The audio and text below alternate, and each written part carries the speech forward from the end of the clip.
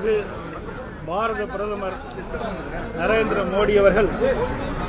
19/6/2017 அன்று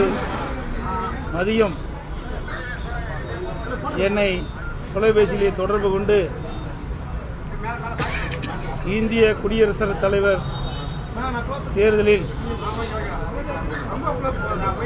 பாரதிய ஜனதா கட்சியால் அறிவிக்கப்பட்ட மரியாதைக்குரிய உயர் திரு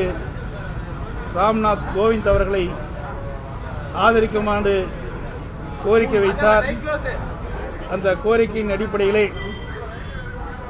அது குறித்து தலைமை கழகத்துடைய நிர்வாகிகள்,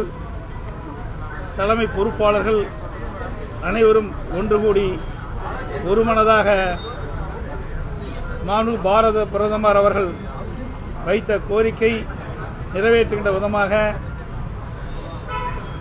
பாரதிய ஜனதா கட்சியினுடைய வேட்பாளராக அறிவிக்கப்பட்டுள்ள மரியாதைக்குரிய உயர் திரு ராம்நாத் கோவிந்த் அவர்களை ஏகமனதாக ஆதரிக்கிறோம் என்று தீர்மானிக்கப்பட்டது என்பதை தெரிவித்துக் கொள்கின்றேன்.